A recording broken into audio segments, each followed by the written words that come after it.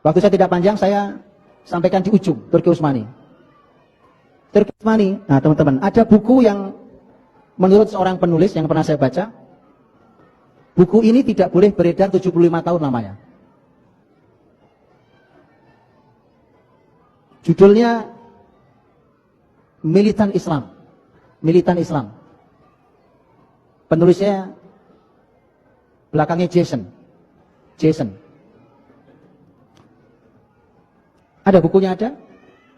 Kalau antum yang bisa bahasa Inggris baca bahasa Inggrisnya, yang bisa bahasa Arab ada terjemahannya.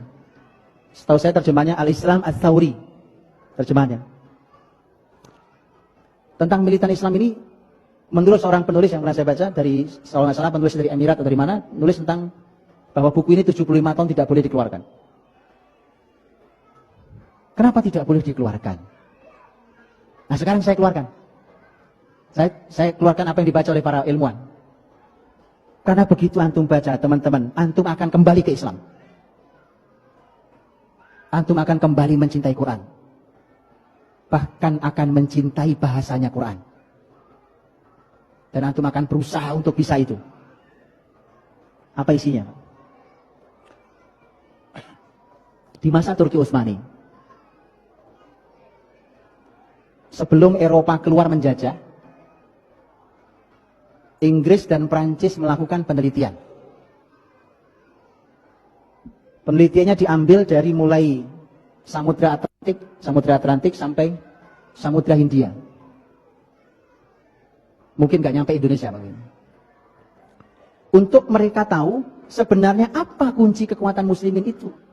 Kenapa orangnya hebat-hebat, cerdas-cerdas, kuat-kuat, kokoh-kokoh. Itu dia yang tahu. Diteliti oleh Inggris dan Prancis. Hasilnya luar biasa. Lihat hasilnya. Di salah satunya, sebagiannya. Ternyata karena pola pendidikan dari kecil. Karena ternyata dalam sistem kekhilafan Turki Utsmani, Islam itu, muslimin memiliki sebuah sistem pendidikan yang dasar, pendidikan dasar, namanya kutab.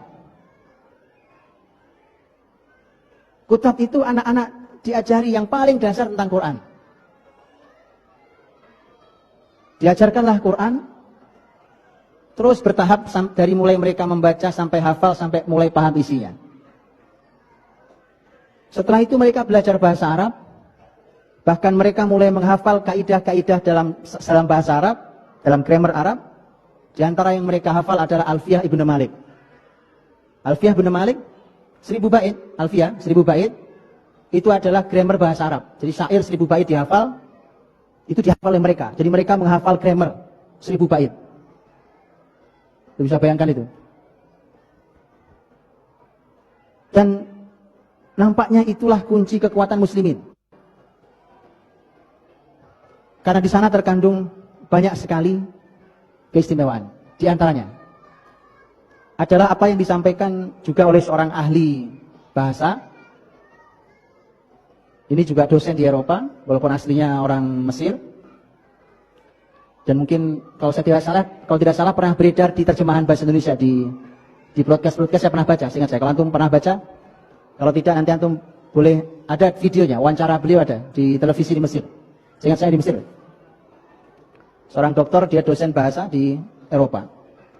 Dia mengatakan bahwa hari ini anak-anak di barat itu umur mereka masih sekitar 3 tahunan, mereka sudah menguasai sekitar 16.000 kata. Sementara anak-anak Arab, karena mereka berbahasa pasaran, bahasa Ammiyah, dan bahasa Ammiyah itu sangat terbatas kata-katanya, itu anak umur 3 sampai 6 tahun itu hanya menguasai 3.000 kata. Ini hubungan antara bahasa dan kebesaran, dan kecerdasan juga. Kemudian dia mengatakan, ini dia katakan bahwa di muslimin, dengan penelitian buku tadi itu, dia menyebutkan 6 buku itu, muslimin itu ternyata punya kekuatan di Quran dan di Arab, bahasa Arab. Quran itu disebutkan memiliki lebih dari 77.000 kata. Jadi kalau 16.000 lewat, Pak. 77.000 hampir, 77.500 hampir kata. Belum bahasa Arabnya. Belum dia kuasai grammar Arab tadi. Sehingga itulah yang disimpulkan oleh penelitian tadi, bahwa ternyata ini kekuatan muslimin itu. Nah, terus bagaimana caranya supaya mereka bisa menjajah? Maka perlahan tapi pasti, dua hal ini harus dihilangkan. Apa itu?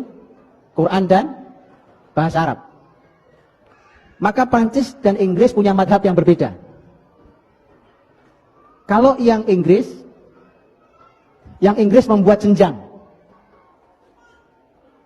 Sekolah-sekolah yang kutab itu, yang belajar bahasa Arab, belajar Quran, macam itu diimagekan di masyarakat, tetap ada, tapi diimagekan di masyarakat saat itu, ini untuk kelas orang-orang miskin. Pernah apa tidak? Indonesia mengalami bahwa yang sekolah agama itu anak-anak yang bodoh-bodoh. Pernah? Itu. Pesantren itu tempatnya orang buangan. Pernah? Pernah. Indonesia pernah punya itu. Wah nyantri, wah pasti kamu gak diterima sekolah negeri ya. Kamu nyantri berarti gak terima sekolah favorit ya. Alhamdulillah hari sudah berubah. Maka ini kebangkitan Pak. Ini kebangkitan nih.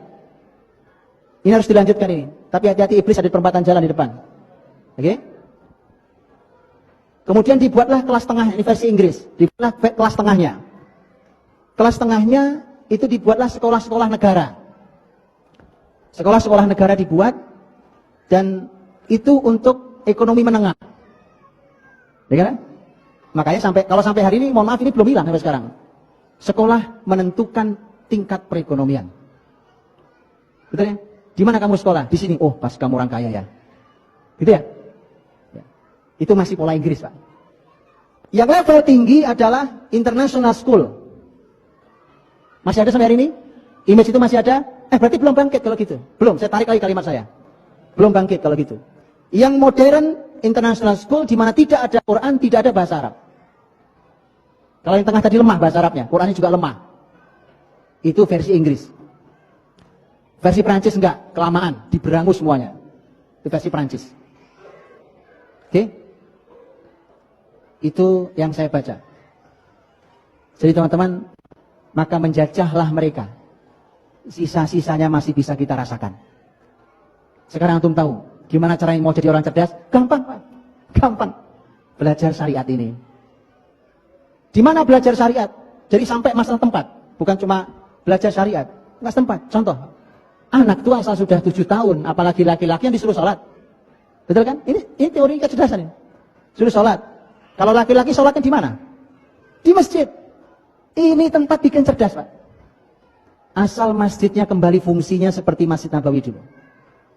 Ini tempat orang-orang cerdas, masjid ini. Makanya saya tidak aneh, tidak heran. Kalau hari ini mulai ada orang yang curiga terhadap masjid. Saya tidak heran. Anda sudah benar, curigai masjid. Karena memang itu tempat orang-orang cerdas, Pak. Dari situlah kekuasaan akan diambil kembali oleh muslimin. Jadi sudah benar, kalau masjid dicurigai, Pak. Itu sudah benar. Dan silahkan curigai. Anda berhadapan dengan ahlul masjid nanti di akhirat. Ya Allah. Oke, mudah-mudahan taubat. Kalau enggak taubat, saya enggak berani ngomong, Pak. Berhadapannya dengan ahlul masjid. Itu isinya orang cerdas di masjid, Pak.